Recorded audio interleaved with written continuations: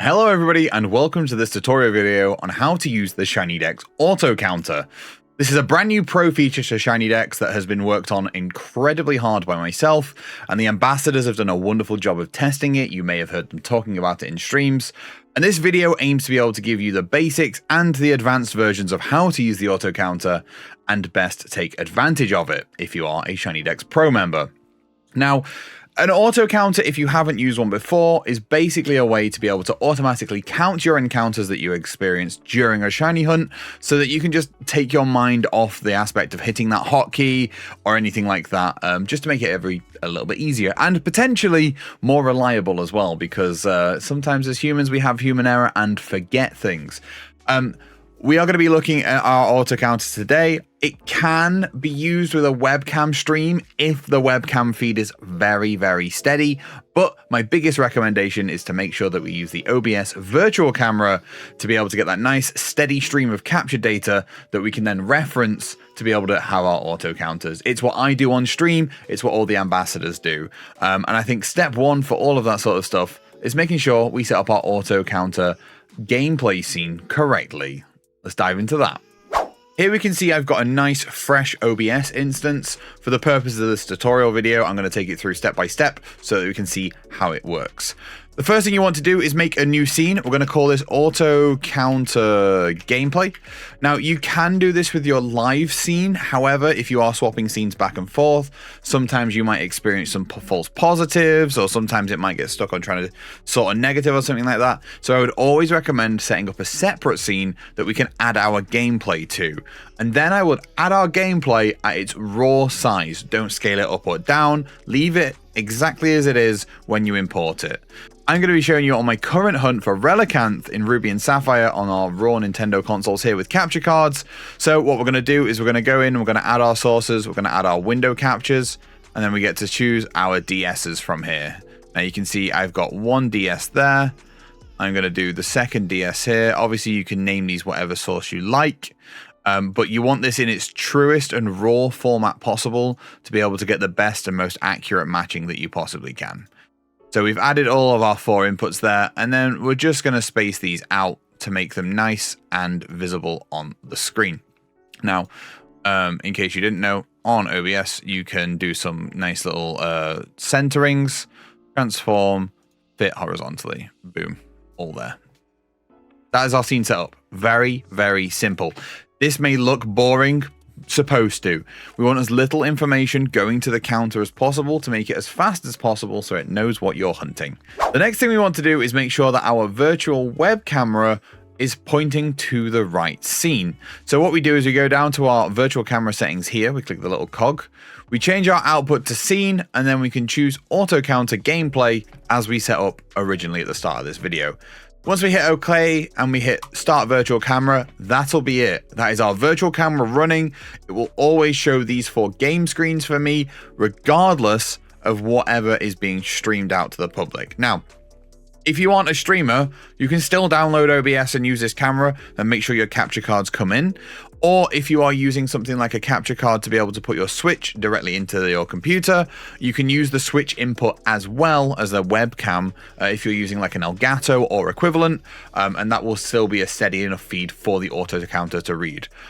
Our ambassadors have tried it with normal webcams pointed at 3DSs and got it to work absolutely fine as well. However, lighting conditions and feed stability is the most important thing with that.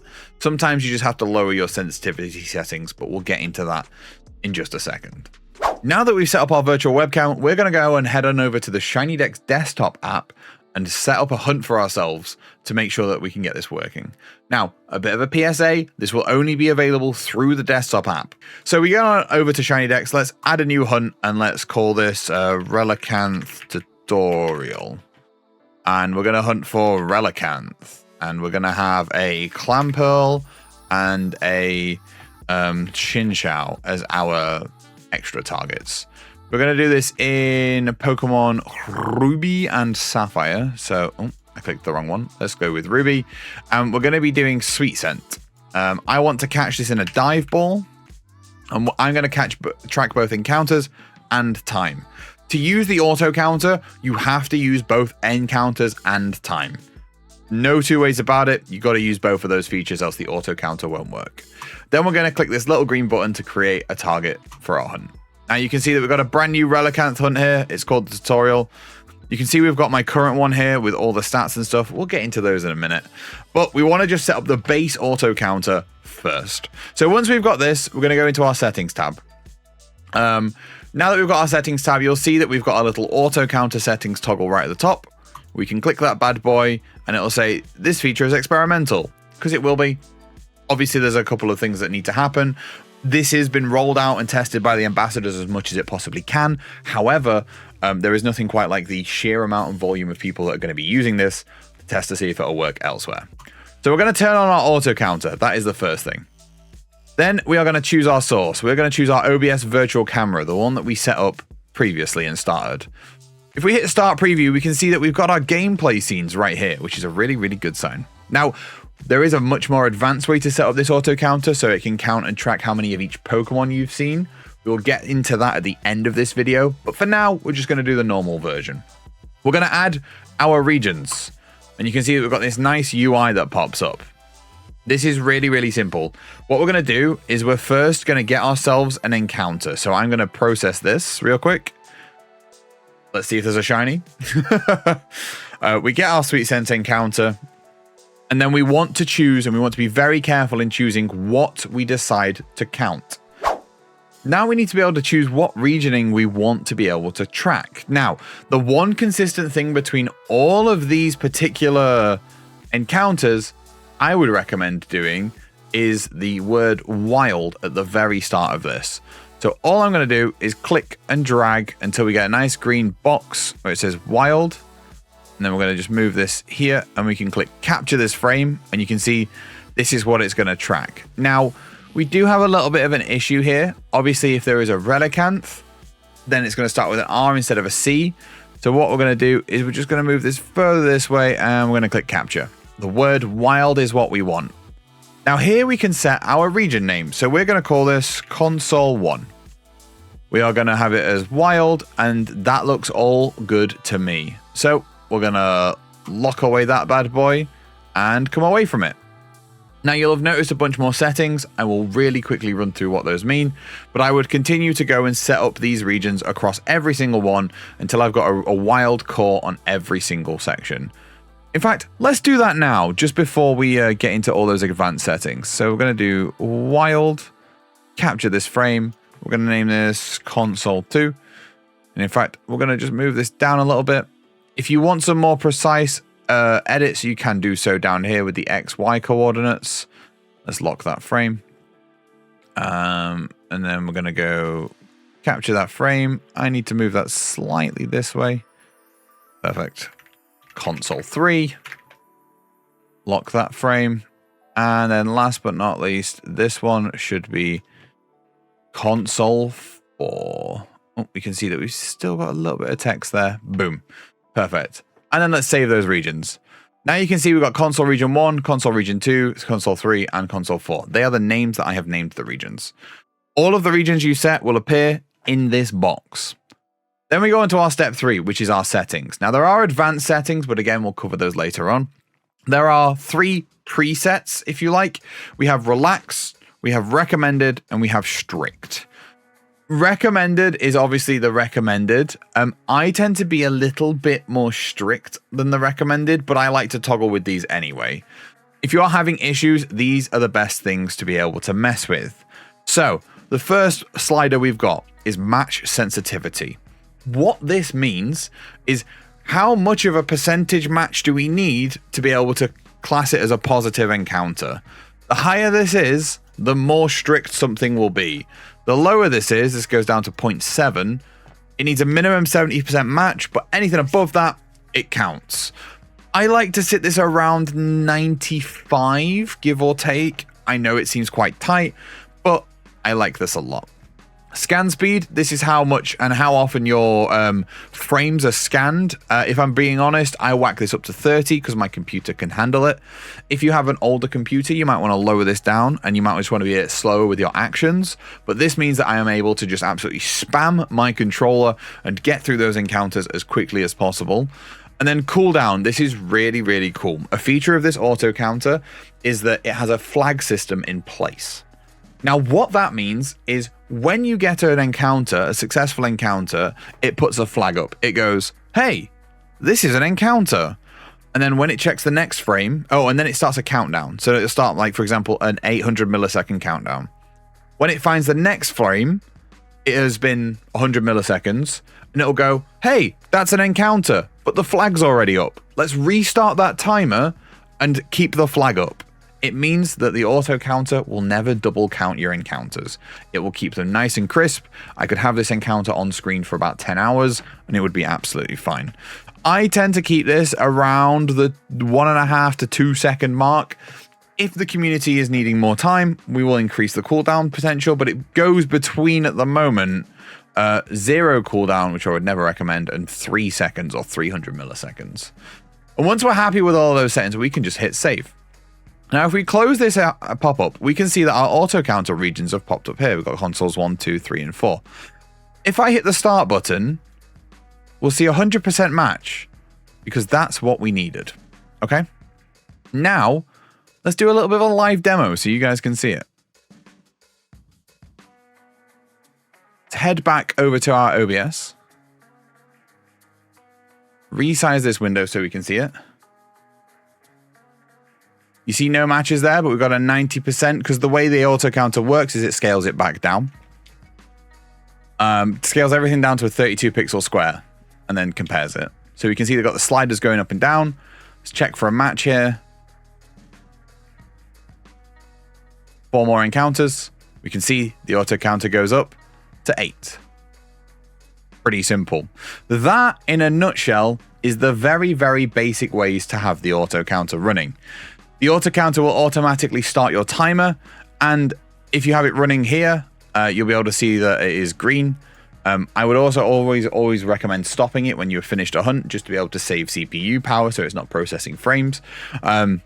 But that is the very, very basic baseline version. We've had people running it across every single generation of games, including Red, Blue, Yellow, Ruby, Sapphire, Platinum, Black and White, Emerald, ZA, all those things that have like a consistently hit point that is going to have that same image every single time. The auto counter has worked for, which is really, really cool. So that is how to set it up at its base level. Now let's take a step into the more advanced side of this. The advanced part of the auto counter is it is an incredibly powerful tool where you can count all sorts of gubbins. So let's go into our settings first and explore that extra little advanced settings tab that we saw at the bottom here. There's 2 settings in here, confirmation frames and reset sensitivity. Now, confirmation frames just means it needs a certain amount of frames sequentially that hit that sort of point value before it will go, oh yeah, that's a match. I always set this as 1 because the flag system is so good, and that's why it's like that at default. But if you are finding for some reason it is triggering a little more and upping your cooldown isn't enough, you can always set this to like 2, which means it will need 2 successful frame counts before it is actually able to successfully register a hit. And then reset sensitivity means it will start the countdown and drop the flag when this sensitivity is hit. So once a match hits less than 90%, it will drop the flag down. Now, if you use this top slider, you can see that by default, we move it about 0.5 below because whatever the match sensitivity is, and that is because that is the recommended. You obviously have free reign to be able to make this as much as you like. We made this as super customizable as possible so that you guys can play about with this and really, really hone in those settings if you are struggling. They are the basic advanced settings. One thing I want to show you about, though, is extra counters. But before that, let's go and head into these region settings because there's a couple more things we can talk about. The first thing I want to talk about is our Overwrite increment. So you see this little button here? This allows us to be able to set this particular region to increment by a different number. For example, if we say we want this particular console to increment by 3, we can do that. I'm not sure why you'd want to do that, but you can do that. If you then said, okay, I want this particular console to increment by -3, we can do that too. We can do -3 on this one. So console 1 will go up by 3, console 3 will go down by 3.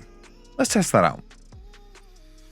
Save the settings, save the auto counter, start everything back up, head back to our gameplay. And then let's do each console just by once. So, console number 1 that we've got going on here. Our encounter has started. We have a clan pearl, and our count goes up by 3. Now let's head on over to console number 3. Run away from our previous encounter. And you see the clan pearl has been left on screen on number 1, and the counter hasn't gone up at all. We do our sweet scent. We check it. It's a relicanth. It went down by 3. This is perfect. This is exactly what we needed. And that's it. That's how you can use those counters to negatively and positively add things, which is just really, really good to be able to have those things.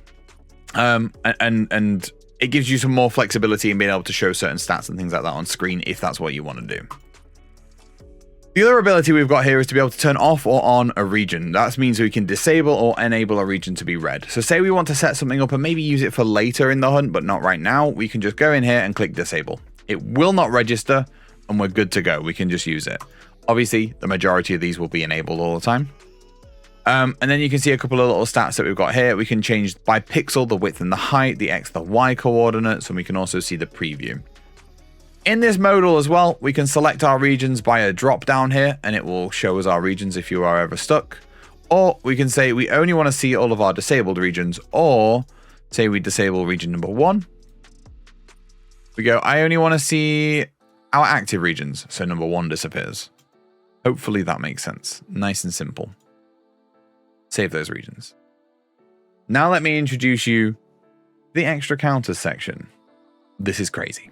This is what I have set up for our actual relicanth hunt here. You can see that I have 12 regions set up, but I can also see how many clan pearl I've got, how many relicanth, and how many chinchou. Now, let me set that up with you. We go into our settings and we see next to our regions, we have edit extra counters.